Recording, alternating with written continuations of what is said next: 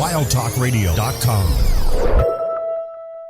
Theme song! This is the Firefly Funhouse, and I want to introduce you to some very special friends that I met along the way. Hey, this is Adam Copeland, a.k.a. the Rated R Superstar. Hey guys, this is Renee Paquette. This is Kane from WWE. This is WWE Superstar Drew McIntyre. Hello, this is WWE Hall of Famer, the Heartbreak Kid, Shawn Michaels. Hi, this is Bree, and this is Nikki, and we're the Battle Twins. This is Christopher Daniels, and what I like to do on my off days is listen to The Rack, and now you are too. And it is awesome. Satisfaction is guaranteed. It's time to experience the award-winning The Rack. Goodness gracious, great balls of fire! I love kickball. I'm back, taking souls and digging holes. I'm gonna break you, bitch, you hear me? You can look, but you can't touch. Ruthless aggression. With your host, They've been lying to you. Heroes don't exist. Y'all become addicted to the illusion of what a hero does for you.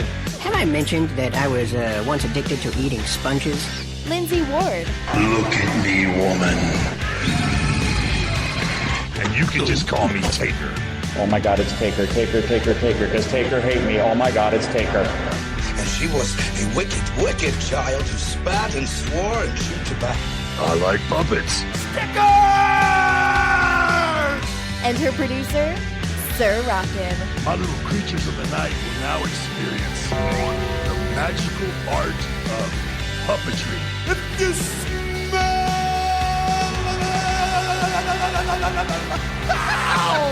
what the game is playing. Live on the Wild Talk Radio Network. We're here. Yowie wowie!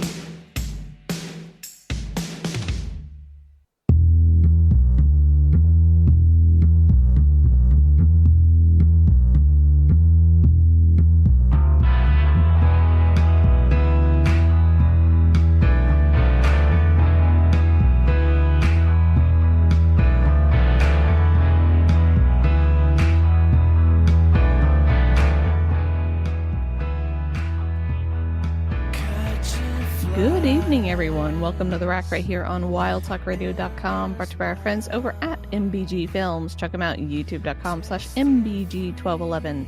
And if you're listening to us over on rackradioshow.com, wildtalkradio.com, or directly on Twitch, thank you so much for tuning in. We greatly appreciate it. If you're on Twitch and you happen to have a Prime Gaming sub available, well, you can use it here for free for 30 days. All you have to do is hit the little purple button down the bottom of the screen, and you can subscribe for free. It is that simple.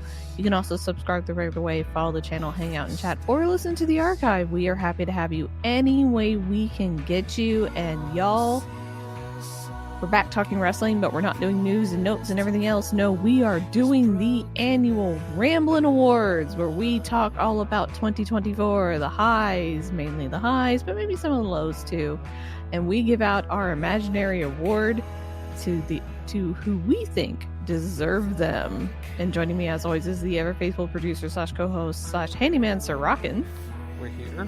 We're live. It's a Thursday. It's the Ramblin Awards night. You can tweet us at Wild Talk Radio, at Rack Radio Show, at Lindsey Ward. Come to wildtalkradio.com, rackradioshow.com, or twitch.tv/WTLive to interact with us live, because yes, we're handing out awards.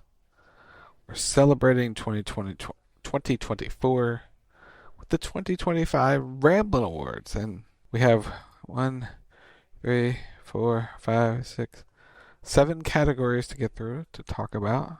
We're going to talk about it all. Before we get into it all, we got to hit this button, and then we can officially Before you hit the button, yes. And we start the show, I just want to say this, because weather is expected here tomorrow.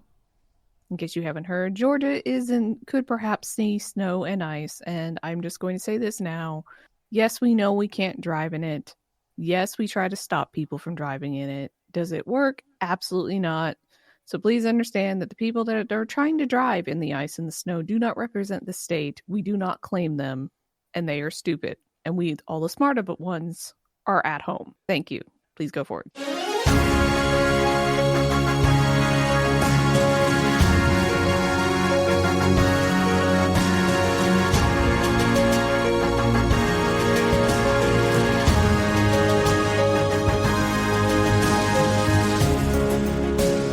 It is time time for the 2025 Ramblin Awards, celebrating the best in the world of professional wrestling and sports entertainment in 2024. From most shocking to the sweetest to the most noteworthy moments of the year, along with the hardest carries of the year. Now your presenters of the 2025 Ramblin Awards, Lindsey Ward and Sir Rockin. Hey, that's us. Wow, we're at an award show. Fancy production and all the things. The producer is producing, y'all. Do you see this? He's we producing. produced an intro. We got a fancy little background on Twitch with the award. You know, all the things. I mean, look at this. It's fancy. It is. We got fancy. We got fancy stuff. That's what we do. But yes, we have categories to get into and matches and wrestlers to talk about. So we're not going to waste any time, and we're going to jump right into our first category, which is a bit of a toughie because we have a lot of good moments in here. It is Uncle Howdy's most noteworthy moment. Bryan Danielson wins the AEW World Championship at AEW All In, WWE, NXT, and TNA Talent Exchange. John Cena announces his retirement tour at Money in the Bank. The fans want Cody disrupting the plans for WrestleMania 40. Cody Rhodes finishes his story. The Backlash crowd in France. Sting retires, and WWE signs with Netflix. Ooh, there's a lot of good ones here. The most surprising of them all is there was like the NXT TNA Town Exchange. No one saw that one coming. Like, okay, they do the thing at the Royal Rumble. Okay, that's cool. Whatever. Jordynne Grace there. We'll talk about her surprise, the surprise category later. But then it continued, and it was like, oh. And then there's Joe Hendry, and we'll talk about him later. And then, well, because it's not, Taker's was a surprise. I don't even think I put him down there for a surprise, because honestly, wasn't much of a surprise, all things considered. But that was like, that was a noteworthy moment. It's like TNA and WWE NXT working together, and then people went back and forth between the show. Jordynne Grace, Joe Hendry, a bunch of the girls worked at TNA shows. You had Rosemary and coming over. And yeah, Wendy Chu went to TNA. There was a lot there. I think Cena showing up randomly at Money in the Bank to say, "Hey, I'm out next year." That was very noteworthy. That was a moment. I mean, it caught people. It caught us all off guard because it was like, he's retiring now. Yeah, he's done. He's out. We're used to people lingering, and he's not lingering. Yeah, he's not doing the thing. He's just like, yeah, I'm good. Bye. I'm doing one more year, and then after that, I'm hanging up the jorts. You will see me in a suit from now on. And he reiterated that on Monday. Yep, jorts for a year, suit in 2026. After that, he is jort free. But yeah, that was surprising. I don't think anybody really saw that one coming. I mean, he had kind of like talked about it and teased it. But he said till like the age of 50, it's like, oh, we got a couple more years. And then he's like, nah, we're going to do it now. And I mean, good for him. Like, he's accomplished everything I believe he wants to accomplish, barring a few things, which I'm sure they'll get to this year. And he's made all the money he wants. Like, I'm sure he's set financially between the wrestling and the movies. So, like, what else is there for him to really accomplish in the business aside from being a brand ambassador? And I think he's far better as a brand ambassador than he would be as a wrestling talent, especially in the company today. So yeah, why not step back from professional wrestling? Because I think too, he doesn't have to like stay in wrestling shape, because I think he does. I think he's always in like wrestling shape in case they ever need him. And so I'm sure it would be nice to not have to be in wrestling shape all the time. At this point, it's just routine. It's not even being in wrestling shape. It's just routine. Yeah, but Dwayne changed his routine when he left. And because Hollywood said to. Yeah. And now Dwayne's The Rock again. He's the final boss. Beefy on Money on Monday. It's like, sir, what did you put in your arms? Right. So staying on the retirement thing, then there's Sting, who retired this year back at AEW Revolution. That's noteworthy because it ends however long, 40-year career, whatever, 40-plus year career. Something like that, yeah. That was a big noteworthy moment. That crowd though in France, woo. Look, they were like, you're going to bring a pay-per-view here, a PLE here, which you never do, and you're going to bring it to France. Oh, we're going to make sure you know we like this. And it was kind of a competition between them and the German crowd, honestly, and I think the French won. But the European audiences, the fact that they got PLEs, they were so thrilled, and they let everybody know. Mm-hmm. Because it's like, I didn't think anybody could top the British in terms of just being loud and being obnoxious, because we all know they pregame those shows. But the French did a really good job. Like, I think they kind of topped them in a way. Like, they were loud, they were into it, they were singing. The decibel meter, whole show, the decibel meter, like, they were there for that show. They were excited for it. They set the standard. And you love to see that. Yeah. And there's a reason now WWE is doing more international, is aside from money, stuff like that. Yeah. There's a market for it. There is a market for it. Bryan Danielson winning his final world championship at All In. That's noteworthy because it's his final one. It was his final championship as a full-time in-ring competitor. It might be his last title ever. He may never return to the ring. I don't know. I don't know how I feel about that. Like, I get it's monumental, but I don't like when companies do things like that for talents, where they like, and I hope they don't do this for Cena, WWE does, where they're retiring, so let's give them the title one more time, and then they're forced to give it up, right? Because they're retiring. Well, thankfully he wasn't forced. He lost the belt. He lost the belt, but which we'll talk about. Which we'll get into. But to me, it's like, it's kind of sort of like, it's almost like a pity title. Like, hey, we're going to throw you the title because we're sad you're retiring. So here's a title for like a month. So go forth and conquer. But here's the thing. He wasn't retiring. He was no longer full time. Because it's his, he wasn't retiring. He still wants to work. However, I know he still wants to work. However, his medical, it's all dependent on his medical condition. Yeah, his neck might not let him do it. These next two kind of tie together. Cody's, the fans chant, "We want Cody, we want Cody," going like, so you want to give us Roman and Dwayne? Well, how about no? We want Cody instead. And that started the whole feud with Dwayne becoming the final boss.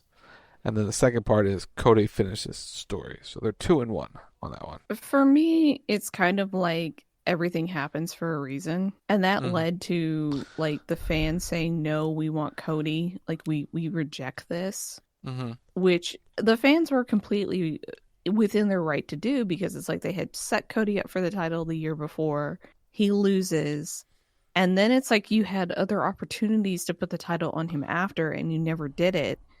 And it's like, well, he wins the Rumble, right? For a second time, and he should be in line for the title. He should get to go for the title. He's picked Roman.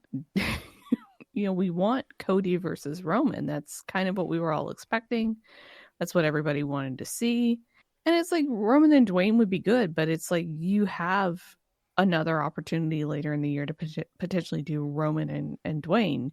You only really have this moment with Cody and Roman now. And so it's like, yeah, it's like we reject this. We don't want this. We want the other thing. So Hunter, make it happen.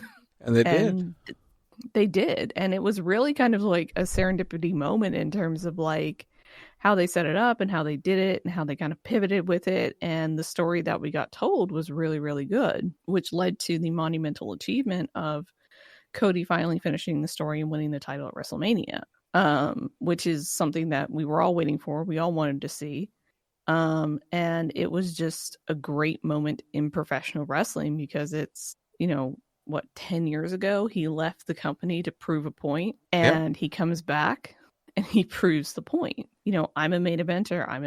I can be the guy. Let me be the guy. And then we have WWE signing with Netflix, changing the game for WWE, going from strictly television to streaming full time. And as we saw on Monday, was very impressive, and it did Almost 5 million views for Netflix. Which is really good. Yeah, that's amazing. They should be pleased with that number. Everyone's very pleased with the number. Well, even though people are going to try to spin the number, say, oh, this happened with the number, and this probably doesn't mean whatever. It's a really good start. All these are big. They're all noteworthy in their own mention. But what's yours? I have to think about lasting power, right? Like in terms of memory and what has held over the year and sort of what was the biggest impression of the year. And the biggest story coming into 2025 was WWE signs with Netflix, because that's the most recent. Cody finishing his story has a lasting impact because he's still champion. We still hear about that moment. We still relive it with him.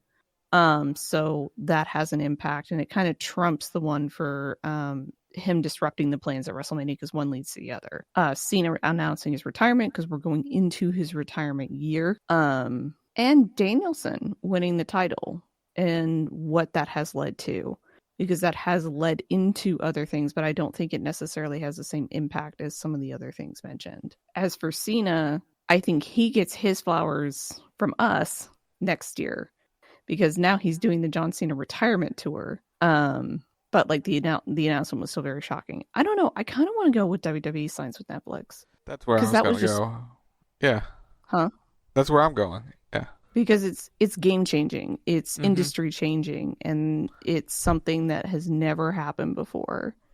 And to be fair, none of the other things had happened either. But like, nobody saw a Netflix deal coming. Nobody expected that when they were shopping their TV deals. And like when they announced that, it was like, holy shit. Because the one thing that we didn't talk about with WWE signing with Netflix is that for the international audiences, that killed the WWE network. It is shut down. It is no more. Correct. It's gone. So like WWE signing with Netflix has a larger, longer lasting impact than I feel like everything else on the list. But everything else is still worthy of being recognized. So as the category is the most noteworthy moment, it is in fact WWE signs with Netflix. So there you go. Our next category. The Bludgeon Brothers Tag Team of the Year. Jade Cargill and Bianca Belair, DIY, Judgment Day, The Bloodline, Alba Fire and Isla Dawn, The Young Bucks, The White Six, Motor City Machine Guns, and Fraxium. A lot of good teams on this list. All of them have held gold this year except for the White Six. Jade and Bianca had basically 2 dominant reigns so far until Jade had to give up the belt. DIY's had 2 reigns. They've turned heel. Judgment Day held the belts, didn't defend the belts, but held the belts. Bloodline had the belt. They tried really hard. The Bloodline as a team held the belts for about a month and a half. Did decent with them. Alba and Isla had a nice run with the tag titles. White Six, they've been dominating for the most part. The Young Bucks are the Young Bucks. They had a good reign as tag team champions in AEW. Motor City Machine Guns coming in the first 2 weeks, winning the tag titles. I think they were champions elsewhere before they came to WWE this year. Pretty good run. And then Fraxium just dominating NXT as tag champs. A lot of good choices. A lot of very good choices. I have 2 that I think my top 2 are Jade and Bianca and Fraxium. I have to agree on Jade and Bianca. For sure. I think they had a hell of a 2024. I think in a lot of ways this was a breakout year for them. And granted, it was almost assured that at least Jade was going to break out because that was in the cards for her. But putting her with Bianca and creating a tag team between the two of them was a genius idea on WWE's part, because it gives Bianca something to do. And Jade can also learn from Bianca. She can continue to improve. She's getting ring reps. And you can do a lot of like smoke and mirrors with that as Jade improves until you don't need to anymore. And so I think that was really, really smart on their part to do. Plus putting the titles on them. They looked badass. They defended badass. It really set the division on fire when they did that, because you had the creation of like Alba Fire and Isla Dawn's team, and they were fighting for the titles. You had Damage Control really catch fire as well, because they were doing some of the best work they've ever done as a tag team while facing off against Jade and Bianca.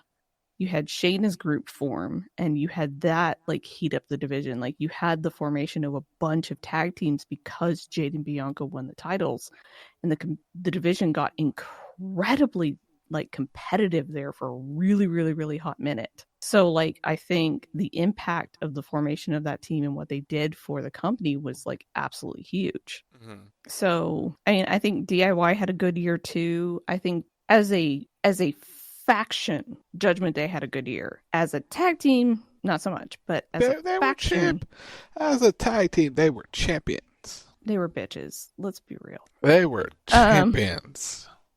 They were bitch champions. How about that?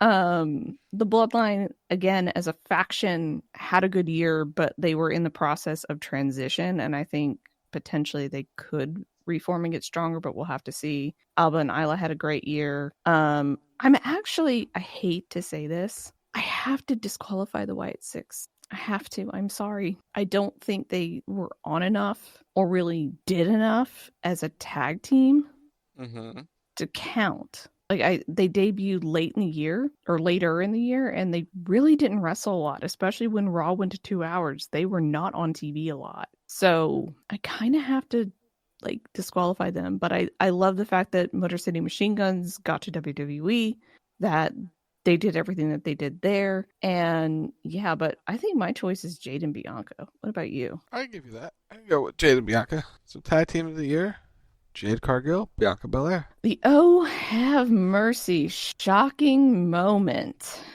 The Wyatt Six debut on Raw. The Death Riders turn on Bryan Danielson at AEW All Out. Dirty Dom turns on Rhea Ripley. Damian Priest cashes in at WrestleMania. Sami Zayn dethrones Gunther. Kevin Owens attacks Cody Rhodes after Bad Blood. It's a bad day. Yes, it is. New Day turns on Big E. The Rock leaves Cody bloodied in the rain. Jacob Fatu debuts on SmackDown. I like that you took my bad day thing. Yep. I like that you stole that. All good moments. All had impact. All were shocking. Like Jacob Fatu came in on SmackDown and just played out everybody. Was dominating. The Rock trash talking Cody, and they're like beating him up by the bus in the rain and leaving him bloodied. There was some good cinematography on that one. Cody getting attacked in fan cam footage by Kevin Owens after Bad Blood. That was well done. That was good. The New Day turn. Well, very well done. That was cinema. That was so good. Dirty Dom. Go ahead. Because that went in a completely different direction than I think everybody thought it was going to go. Mm-hmm. Dom turning on Rhea at SummerSlam. I think we knew that one was coming, but it was still good. It was still shocking, still good. Damian cashing in at WrestleMania. We were all waiting for it. He did it. It's very well done. Very proud of him. Very proud of him. Sami Zayn finally conquering Gunther. 660 something days, 666 days, title reign ending. Very shocking. You couldn't let him go one more day. It had to be 666, didn't it? It did. The moment that got everyone talking was the Wyatt Six debut on Monday Night Raw, where Chad Gable died. Just a gunshot to the head, apparently, as everyone thought for a moment. Everybody was questioning things for a moment. And then there's the Death Riders turning on Bryan Danielson at All Out, and then trying to kill him by suffocation. I want to start there. Just to get it out of the way. At the letter of the law, that was a shocking moment. Was it good? No, but it was shocking. Oh, I don't disagree. Like, it was definitely shocking, but I feel like, and this one and the subsequent redoings of it afterwards, because I think it's happened at least once or twice. Yeah, one more time.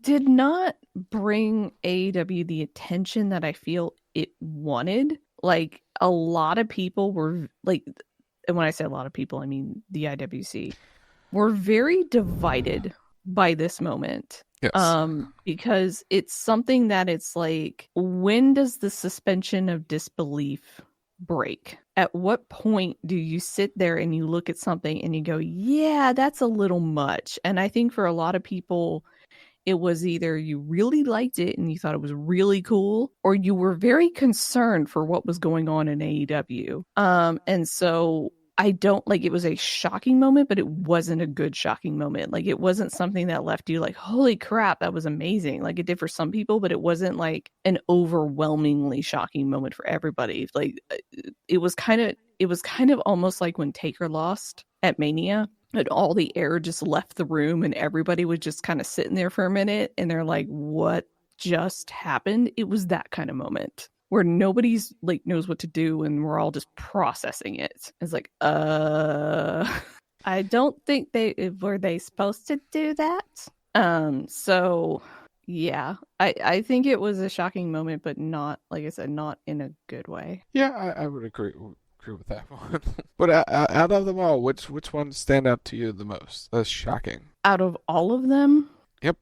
I have to go with my people here. I have to. I'm sorry. I have to honestly go for the Wyatt Six, because that whole debut, that whole chase, that whole thing that they did was incredibly well executed, and just the visual quality of it, where you go backstage, right? And you see people laid out everywhere, just bloodied and battered, and like you go into the gorilla position and it's all messed up and they have like sparks flying. Like, they went as far as to trash the gorilla position and trash the area all around there and make it look like this really massive fight had broken out, and you just have people everywhere. And as you're walking through this sort of house of horrors, you're introducing the Wyatt Six, because you see, you know, Nikki Cross, and you see Eric Rowan, and you see Dexter Lumis, and you see Joe Gacy, right?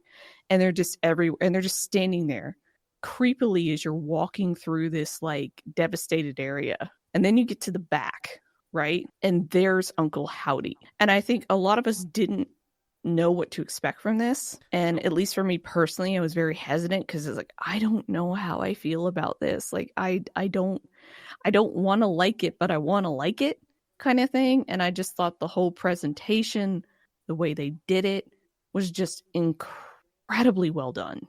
Mm-hmm. Like, just supremely well done, because it was cinematic. Or as the kids say, it was cinema. It was. Do they still say peak? Is peak still a thing? I don't know. I know cinema is still a thing. Okay. But it was like everything you love about the Wyatts was there, and it was such a nice tribute to Bray. Because it's like you're sitting there watching it, and all you can think is, God, he would have loved the fuck out of this. He would have loved this, because it was just so well done, and you could feel like his aura in it. Because I think the idea for the group was his idea, and then they just took it and they just built on it. But I think, to me, like, there are a lot of really good moments. Like, I think a close second to me is the Bad Day turn, and the way that they turned on Big E. I thought that was incredibly well done. And they didn't do the normal, you know, well, we're going to beat him up, and like Xavier turns on Kofi. It's no, Xavier and Kofi both turn on Big E, and they're like, go. We don't want to deal with you, which nobody was expecting. We're like, oh, this is going to be the typical tag team thing. Nope. That's not what happened. So honestly, I have to go with my peeps and say the Wyatt Six. Your Oh Have Mercy shocking moment of the year, the Wyatt Six, debut on Monday Night Raw. I mean, how can you not? Everything else is really well done. A lot of shocking moments, but that topped the list, literally and figuratively, because it was the first thing on the list. It was. So the Yowie Wowie biggest surprise. Say his name, and he appears. Joe Hendry appears on NXT. Jordan Grace appears in the Royal Rumble. The Rock returns to WWE saying he wants to sit at the head of the table. Solo Sikoa takes over the Bloodline. The end of Chase U. The Motor City Machine Guns join WWE. The Elite attack Tony Khan, and the neck brace was born. Mercedes Moné joins AEW. I mean, the most surprising of them all, Tony Khan took a bump. I mean, I gotta back that. I gotta second that. I mean, that on its own is like, he took a bump, and then he wore a neck brace for a month, and then gave up on the gimmick. It was just so he wore a neck brace so he could appear in NFL Films footage for 7 minutes to show how tough he is, and gets exposure for his brand, and then use it for draft day footage of him sitting in a neck brace, and then he couldn't help himself and got himself back on television in a month because he could not handle anyone else saying they ran that company besides him. You know what? I'll give credit where credit is due. He committed to the bit. He did for a month. He did. He committed. Like, him showing up at the draft in the neck brace was just a trip. Because it was like, okay, you're going to commit to this. He gave up on it after a month, but maybe he wasn't that injured because it was like a soft neck brace. It wasn't like the stiff neck brace. So it's like, okay, you're hurt, but you're not like super duper like hurt. I more meant he gave up on the idea someone else would run his company after a month. Well, yeah, can't have that. Can't have that. He needs to take credit for everything. But that's not the moment. We're talking about the neck brace moment. I understand. But yeah, that's at the top of the list for me, honestly, because I have to give credit where credit is due. Tony Khan took a bump and sold a neck injury, including appearing at the draft with it. Like, I don't think it helped the Jags season too much, but he at least sold the bit. He sold the bit. Solo taking over the Bloodline was a bit of a surprise because the Bloodline ended, and it was like, oh. And then he brings in Jacob Fatu and the Tongans, and no one saw any of that coming. So that was a big surprise. The Rock returning in the WWE in general was like, oh, he's coming back, and this Rock is just going to show up. And then he said he wanted to sit at the head of the table and got everyone talking. And everyone was really excited for the idea of The Rock versus Roman Reigns in Australia for whatever reason. They could have done it. They still could have done it. Like, everyone was excited for it to be in Australia. It was never because we gonna wanted happen. Cody versus Roman at WrestleMania. And it's like, well, if you want to fight for the head of the table, you could do that at the Royal Rumble. That's fine. It was Chamber. You could do it at Chamber. Like, no, it's fine. And then you have Roman go into the match with Cody. Yeah, it's okay.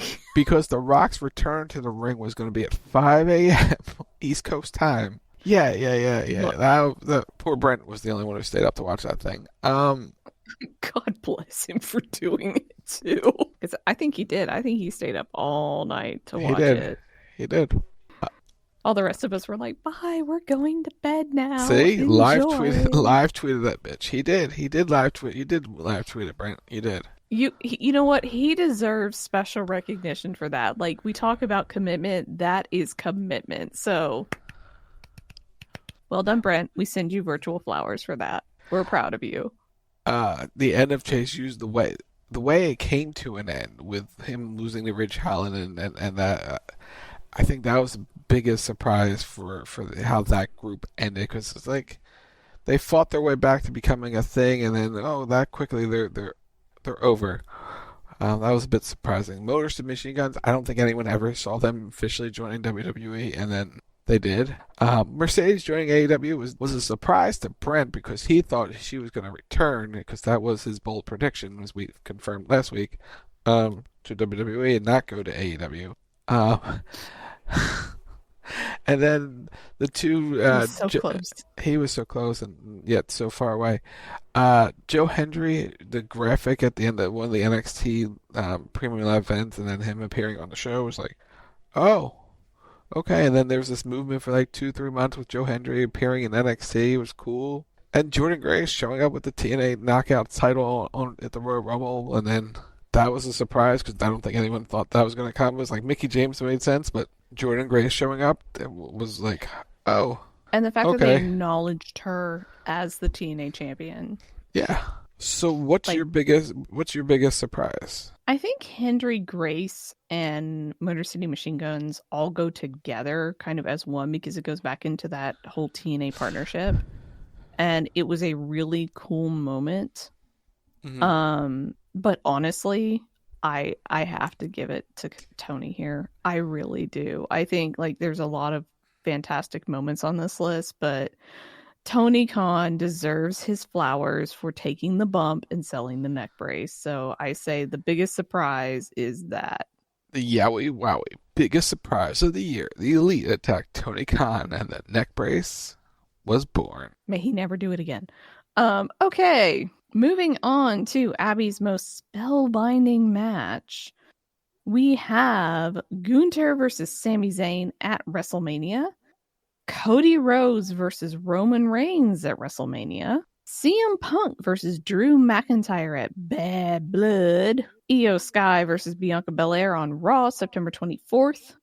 Sami Zayn versus Chad Gable on Raw, April 24th.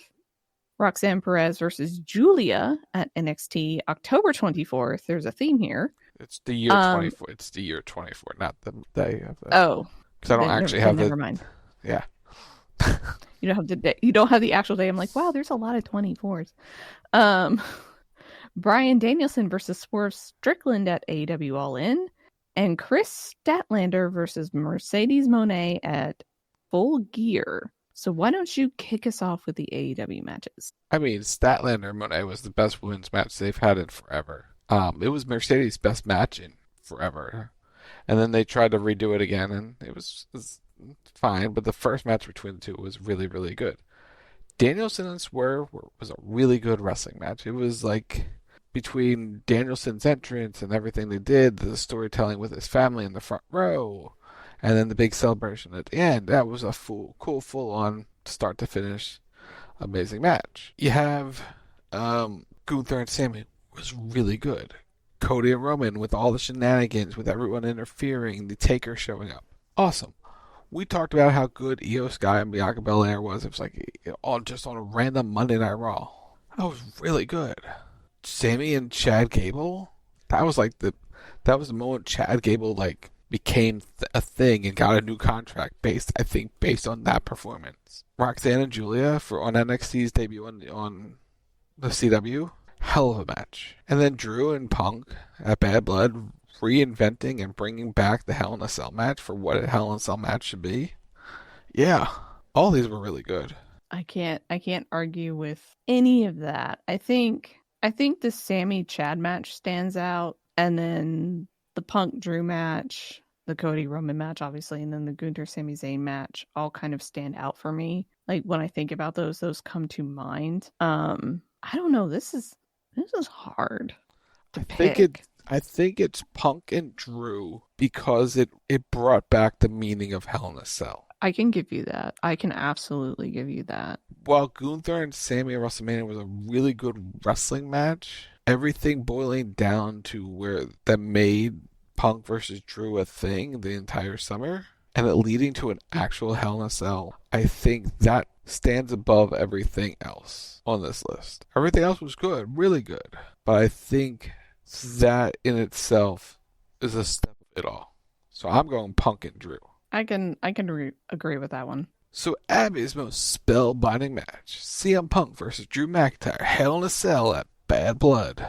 Alright, final two. Female Hard Carry of the Year. Liv Morgan, Rhea Ripley, Bianca Belair, Toni Storm, Mercedes Moné, Mariah May, Jordynne Grace, Roxanne Perez, Nia Jax, and Chelsea Green. Chelsea stood out because she's Chelsea Green, and to cap off her year, she won her first singles title in WWE. Hell of a year. Nia Jax had a hell of a run in 2024, returning the Rumble performance, winning Queen of the Ring, winning the WWE Women's Championship, and having some of her best matches in her entire career this year. Yep. Roxanne Perez carried the NXT Women's Division, having great matches with everyone she got in the ring with. Jordynne Grace, the TNA Knockouts champion, doing cross-brand matches with Roxanne Perez and fighting different people on both TNA and NXT, being in the Royal Rumble, leading to probably a contract with WWE here in a month. Mercedes Moné coming back from injury and sort of working her way into the AEW kind of thing, and has two belts. Now she has 3, but held 2 women's championship belts in New Japan and AEW. Rhea Ripley came into WrestleMania reigning and defending. Women's world champion, got injured, came back, and has fought her way through the entire year. Liv Morgan beating Becky Lynch for the women's world title in May, and then having a run through the rest of the year, retaining the belt when people thought she would lose it right back to Rhea at SummerSlam. She did not. Her revenge tour worked. There's Bianca, who kind of carried the tag division with Jade, but had some stellar singles matches and stellar moments in tag matches. She was unstoppable this year. There's Mariah May, who a year ago was just starting out her AEW career, and then by All In had a hell of a storyline with timeless Toni Storm, leading to their match at All In.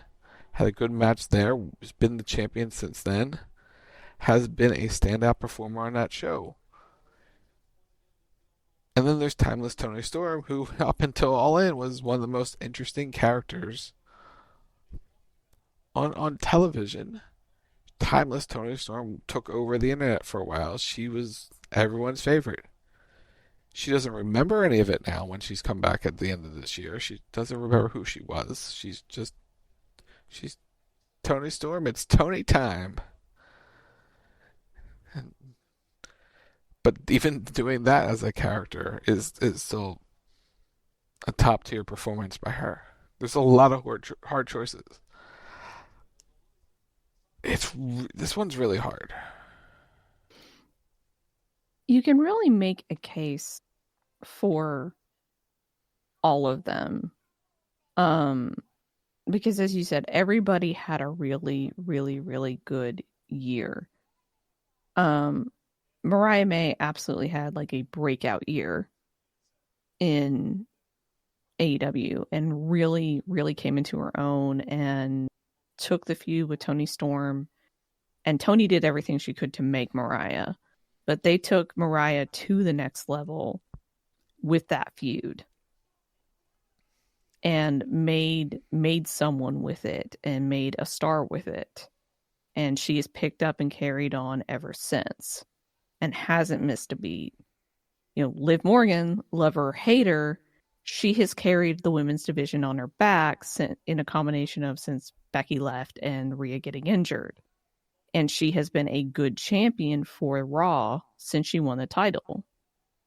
There's a lot of other like names on here, like Nia Jax, more or less reinventing herself on her return. Like the Nia that we're seeing now and the Nia that we saw before, it's two different people. It is. She's being presented, and I think a lot of that has to be in the way that she's presented to us as a character and as a performer. But she's been doing a lot of really great work. She's carried SmackDown on her back. I mean, there's a lot of fantastic like choices on here, but I kind of want to go with Mariah May.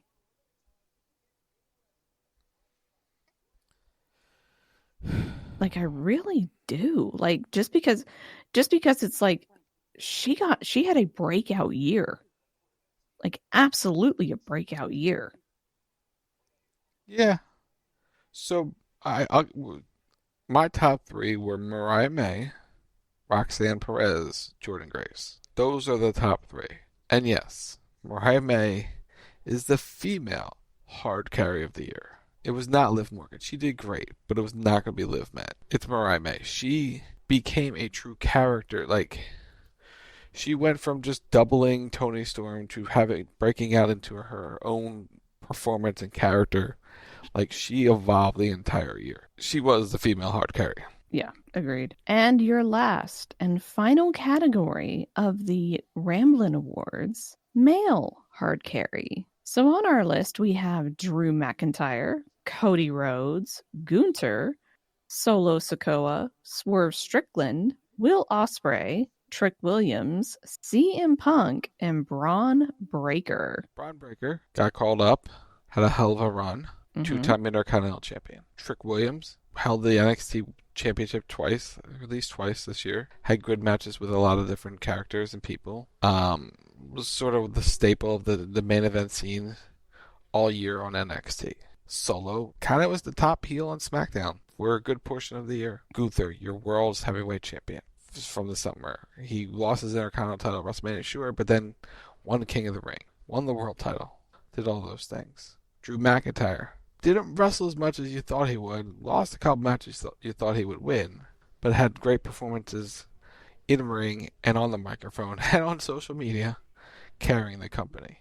Then there's Cody. What do you got to say about him? About Cody? I mean, in terms of the definition of hard carry, Cody Rhodes has definitely carried the company on his shoulders for both brands. Like, he became the face of WWE. He was the face before he won the title, but after he finished the story, he became the face of the company and has absolutely carried the company on his shoulders. The opposite of that, I feel like, would actually be Swerve Strickland. I think he's done some of his best work that he's ever done in AEW or really anywhere. I think he had a fantastic year of carrying a lot of the main event feuds, of winning the title, of doing all of those things. So I think he had a fantastic year and deserves equal recognition for male hard carry because he deserves it. Solo Sikoa, in my opinion, had a breakout year. I don't think any of us realized Solo had that in him, because before, all we really got of Solo was he was the quiet, brooding one who, you know, was just the muscle of the bloodline. Roman loses at WrestleMania and F's off for a well-deserved vacation, and Solo's like, all right, I'm going to pick up the ball and run with this, and we're going to sell this. And that's exactly what he did. And they were able to refresh and reform the bloodline and take it in a new direction with Solo at the helm. And it has worked. Like, you know, love it or hate it, it has worked. And it's worked really, really, really well. Gunther has just continued on a roll, you know, going from the IC title to going to the main title. As you said, he's another one that he's become the face of Raw. He's become the face of the brand. And they send him out for press and he does wonderful. You know, he's just a great all-around talent for them. The Drew McIntyre villain era, just the whole body of work, even though he didn't necessarily wrestle as much as we would want him, he just did some fantastic things while he was there, and he continues to do so. Do I think he was necessarily a hard carry? Not so much, but I think he had a fantastic 2024. Trick Williams has been carrying NXT. He did a fantastic job.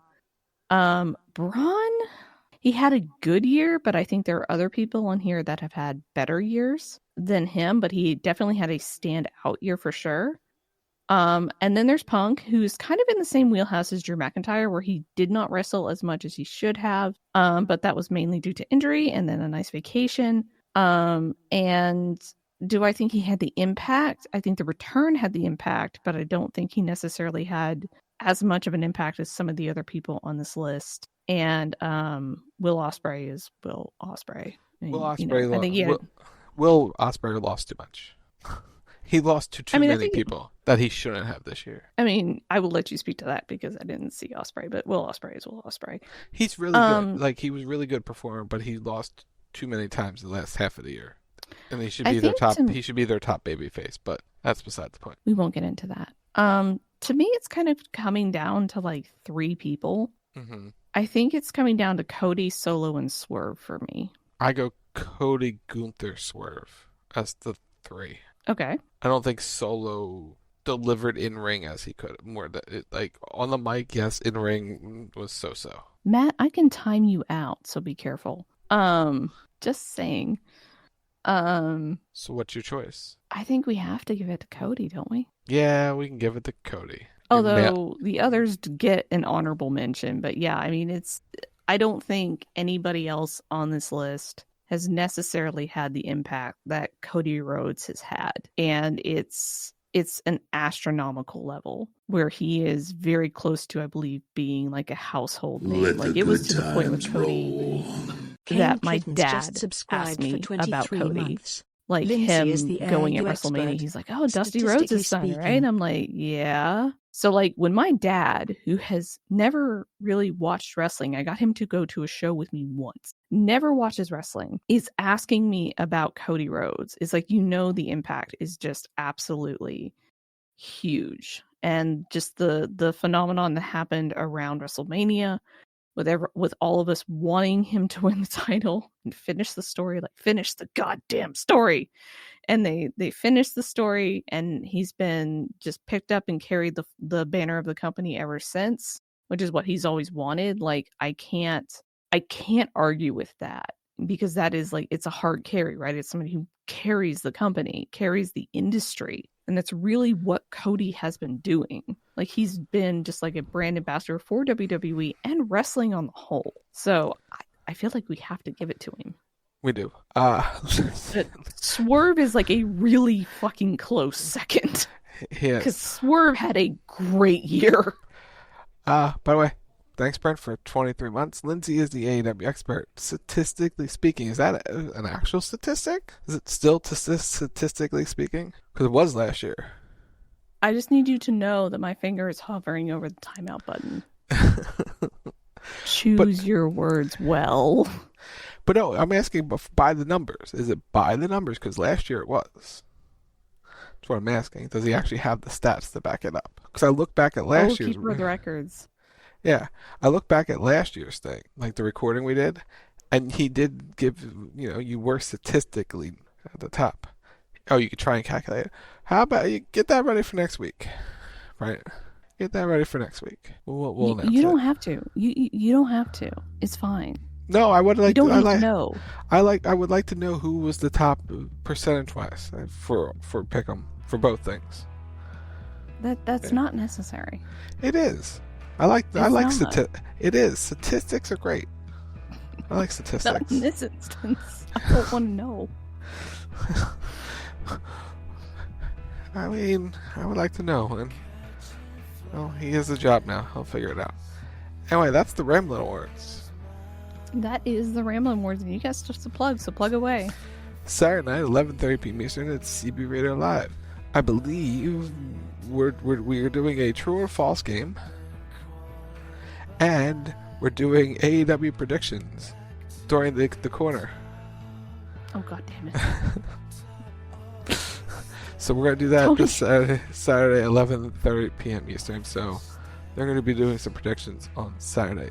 Sunday, it's Wrestle Talk Radio at 10 p.m. Eastern, where they're doing their predictions for 2024. Or for looking back at 2024 and doing them for 2025. Monday night, it's the Raw Post Show. Whenever Raw ends, we're live. Could be 10, could be 11, could be 10:30, 10:20. Who knows? We're hoping for 11. Like, we're hoping they're going to be consistent. I'd be okay with 10:30, honestly. 10:30 is a good spot, time-wise. I'd be okay with that. Not midnight. I have to work. Not midnight. Anywhere before 11 is great. Between, not 10, but 10:30. Like, that's a sweet number. Anyway, we'll be live whenever it ends. We'll be back next Thursday to catch up on all the news from last month. 10 p.m. Eastern. We'll talk about news. We'll have some sort of discussion. It's The Rack, Thursday, 10 p.m. Eastern. Rack Radio Show on all social media platforms, or wherever you get your podcasts, search The Rack Radio Show. It's at Wild Talk Radio. It's Facebook.com/Wild Talk Radio. Chat. If you have Amazon Prime, link your Twitch account. It's called Prime Gaming Support Channel by clicking the purple rectangular button below the screen. You can use credit code Rockin' or Lindsey Ward in the Fortnite item shop or Epic Game Store. Why? Because we are #Epic Partners. You can follow me on most of the social medias at LindsWard, LNSWD. You can check out my Twitch channel, twitch.tv/LindsWard. You can follow me over on YouTube, youtube.com/@LindsWard, and you can follow me on TikTok, LindsWard0. For 10 days. While you're like, for like 10 days. For like 10 days before it gets banned. Unless somebody buys it. Like I heard Kevin O'Leary was trying to buy it. But yeah, while you're liking and subscribing and doing all the things, head over to youtube.com/MBG1211. That's MBG Films. Go like, subscribe, and tell Matt we had said hi because he's an amazing person. And yeah, so we're going to go watch the end of the Orange Bowl because it's 24-24 with 29 seconds left in the fourth quarter, and Notre Dame is trying to drive for a field goal. So Rock and I are going to go watch the football game. So you've been listening to The Rack right here on WildTalkRadio.com, and we will see you next week. Bye!